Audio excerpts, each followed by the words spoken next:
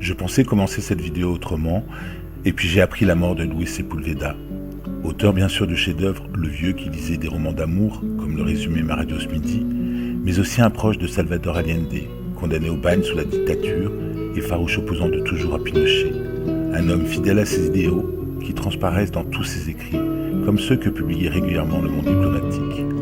Un homme qui a prouvé son humanité. Je compte sur vous pour faire sa connaissance. De connaissance à confinement sans trouver d'autre transition. Avec coronavirus, c'est le mot à la mode du jour, et même de plusieurs longs jours. Je me suis habitué comme vous à l'entendre et à le vivre, jusqu'à ce qu'une petite voix intérieure vienne me demander « Qu'est-ce que signifie apprivoiser ?» Enfin, ma petite voix intérieure demandait plutôt ce que signifiait ce confinement. Pour le sens profond, l'avenir nous le dira si nous sommes sages. Pour l'aspect lexical, j'ai ouvert le dictionnaire. Ou plutôt plusieurs dictionnaires sur Internet, et ça m'a donné ça. Je vous jure que je n'ai fait que des copier-coller.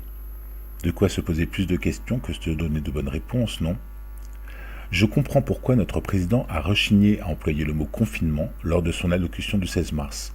Trop sujet à confusion. Pour chercher à comprendre, j'ai abandonné la piste lexicale, rapidement écarté la piste linguistique qui ne menait pas loin, et entrepris quelques recherches historiques, modestes. Plutôt dans l'actualité récente, même si ça paraît déjà si loin.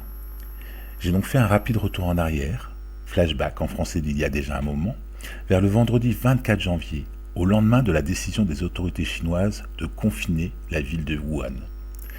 Et jeter un œil aux journaux, qui avaient, il faut le dire, d'autres actualités essentielles à traiter, comme cette réforme des retraites dont on n'est pas encore certain qu'elle rejoindra le bilan des victimes du Covid-19. Je n'ai pas pu résister au plaisir de savourer la une de la Croix et cette prémonition de notre Premier ministre qui n'imaginait pourtant pas à quel point nous serions immobilisés 3 mois plus tard, et pas vraiment apaisés, il est vrai. Bref, si nos médias nous parlent bien aujourd'hui de la fin du confinement à Wuhan, quand la ville a été coupée du monde, le mot qui ressortait était celui de quarantaine. Quarantaine. J'imagine encore moins Macron nous annoncer une mise en quarantaine, même si lui est en plein dedans. À 42 ans, je le précise pour ceux qui n'avaient pas compris le jeu de mots qui du coup tombe à plat. Remarquez que la quarantaine, à l'époque des grandes épidémies, on savait, grâce à leur nom, combien de temps ça durait.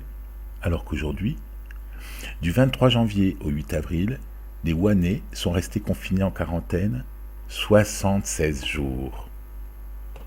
Je vous laisse faire le calcul de ce qui pourrait bien nous attendre. Ça va aller ?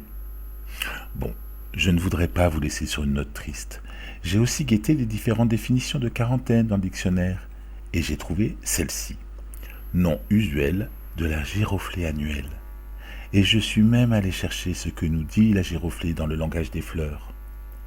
Mon cœur vous demeure fidèle. Alors, à demain!